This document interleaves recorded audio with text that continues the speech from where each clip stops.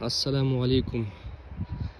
В Самарканде строится новая большая мечеть рядом с мавзолеем великого хадисоведа имама Аль-Бухари.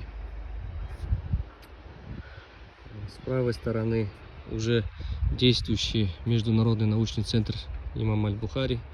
Здесь исследуются разные проекты, связанные с религией, с историей в целом. А это здание Института хадисоведения. Здесь готовятся новые поколения будущих хадисоведов. В целом здесь очень сильная духовная атмосфера, альхамдулилля. Енді бұл жоба өте маңызды жобалардың бірі деп ойлаймын, өйткені бұның бәрі сол имам Аль-Бухаридің ізін жалғастыру, соның жолын жалғастыру мақсатында жасалып жатыр деп ойлаймын енді өз басым. Сосын мынандай бір қызықты бір нәрсе, біздің Орта Азия исламының бір ерекшелігі, мешіттердің жаңағы медреселердің кіреберістеріне осындай аят, хадис жазып қояды. Мысалы басқа жерлерде мен ондай байқамадым, енді өзіміздің сол Орта Азия мұсылмандарының нелері. Өйткені бұл дәстүр жалпы бұрыннан жалғасып келе жатқан дәстүр. Бұрыннан бері сол ескі жаңағы медреселерден қарайтын болсаңыздар, кіреберістеріне осындай аят, хадис жазып қояды.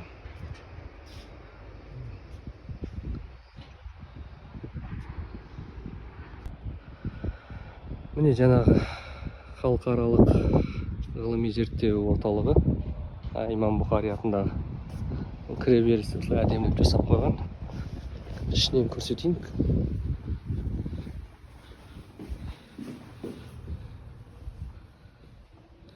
Осындай.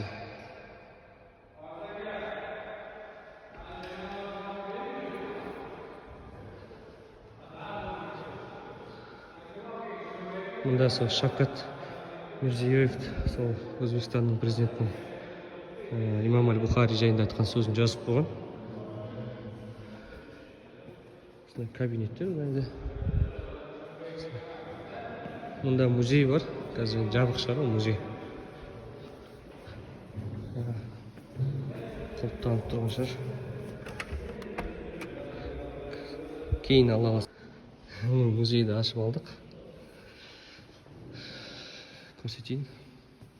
Мынау енді имам Аль-Бухаридің сол әлем жолындағы жүрген, саяхат еткен жолдарының нелері ғой, картасы. Осылай Самарқандтан шығып, Нишапур, Рей, Бағдатқа барып, Мекке, Мединаға барып, айналып, Басра, естіп кетіп, Хираттан, Балықтан келіп, Самарқандқа қайтады. Сол ескі Құран кітап қоятын не ғой.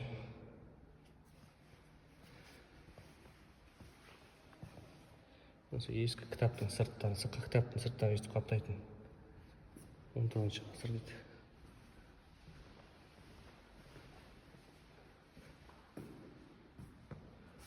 Мынау шежіре жазылған бұл жерде. Фарсша, арабша. 17 ғасыр дейді. Мұнда имам Аль-Бухаридің еңбектерінің көшірме нұсқалары сақталған, яғни қол жазбалар.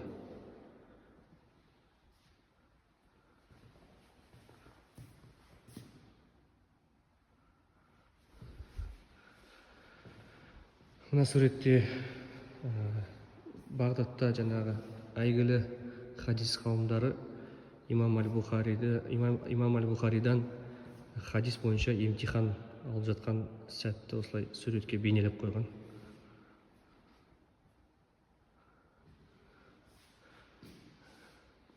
Осындай карта ғой жаңағы, Самарқандтан шығады да осылай білім іздеген имам Аль-Бухари.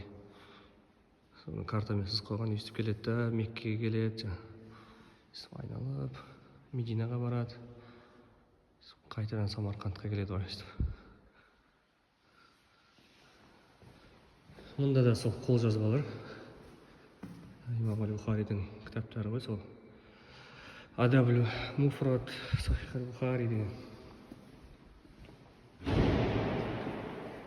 мынау да Сахих аль-Бухаридің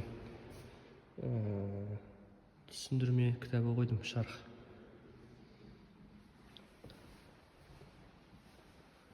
Мұнда енді қазіргі біздің заманымызда жазылып жатқан еңбектер ғой, Сахих аль-Бухариға қатысты.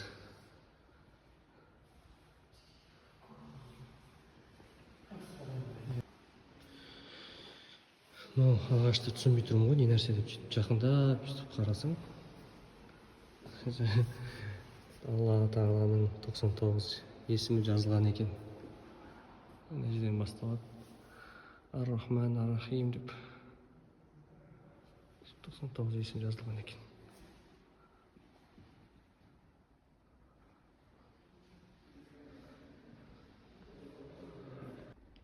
Все, светті сөндіреміз. Кеттік дальше. Я зашел в библиотеку центра.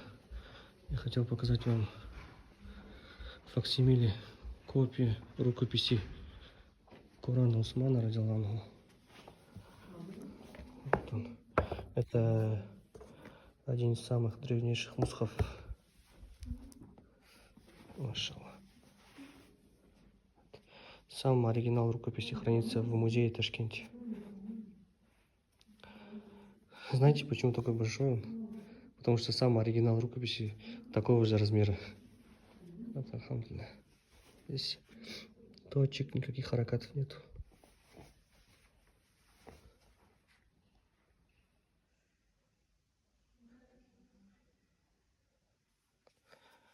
Мына кітапта ішінде ескі Меккенің суреттері бар.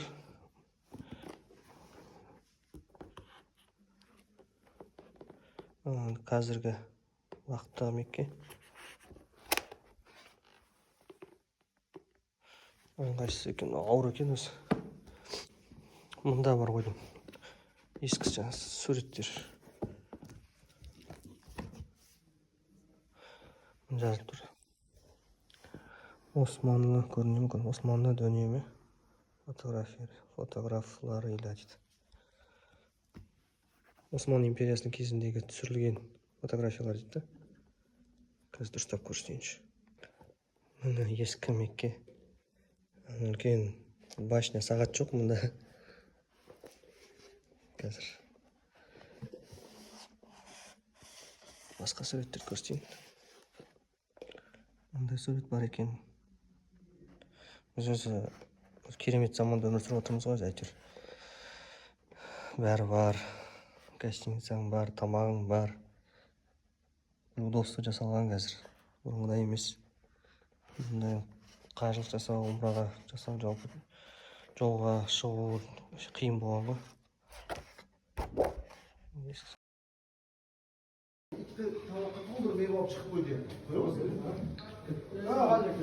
Институттың столовыйында қонақтар үшін осындай обед береді.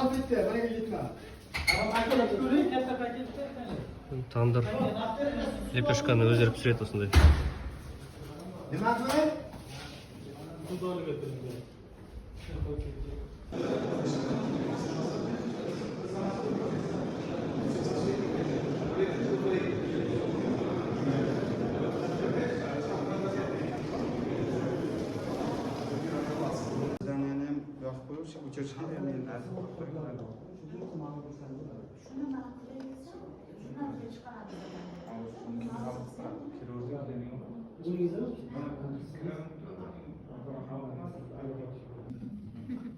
You're exactly where they have to put the decoration because it's geometrical. And what is interesting from a philosophical point of view, that the importance of hindisa, of geometry, for the preparation. Ассаляму алейкум. В прошлом видео я уже показывал вам мечеть имама Аль-Бухари снаружи. Сегодня хочу зайти внутрь, показать, как идет строительство изнутри, поделиться с вами этим процессом, иншаллах. Говорят, что здесь строится музей исламской цивилизации. Если получится, постараюсь показать его. И, конечно, заодно мы посетим, навестим место, где покоится великий мухаддис имам Аль-Бухари, рахимахуллах.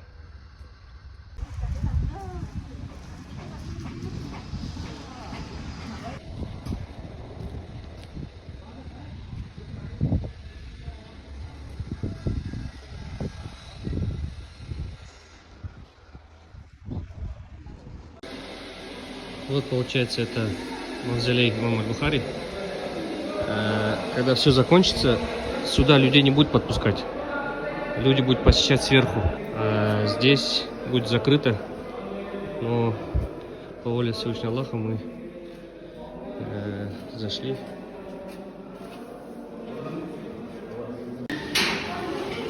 Вот, как я говорил, люди будут отсюда посещать. Здесь внутри вот получается подвал. Вот мавзолей имама Аль-Бухари. Отсюда будут заходить. И это мечеть.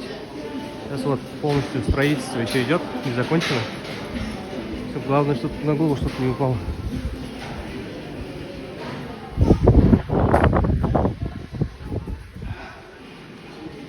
Мечеть, иншаллах. Открытие мечети планируется в сентябре этого года.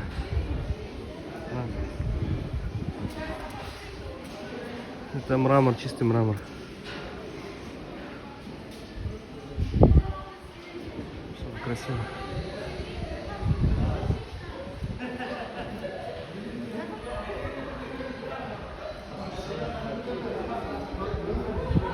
Bizani qo'limizda mana bu devor aslida mana shu bo'ladi. Bizani qo'limizda dizayn bor. Albatta, u yoqqa borgandan keyin bu yerga yozuvlarni hammasini bizda chunki dizayn tayyor bor. Prezentatsiya shaklida ko'rsatib, hammasini chiroyli tushuntirib beramiz. Это примерный план.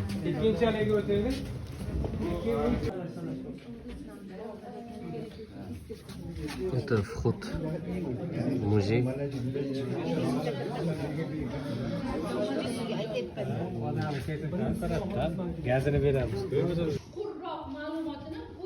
Это музей имама Аль-Бухари. Пока еще не готов, но по презентации будет просто бомба, иншаллах. Это имитация горы Хира.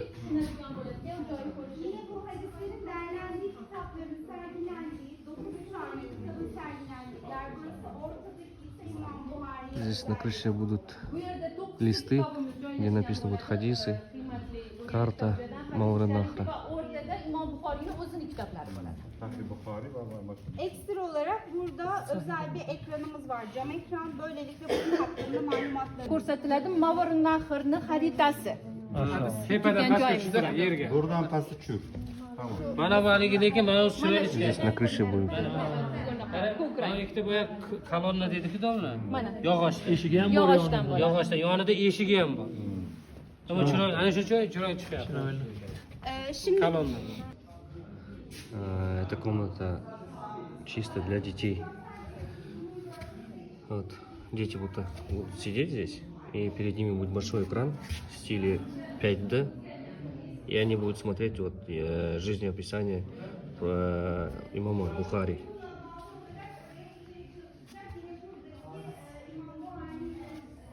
Это типа ковер. Они как будто на ковре летают.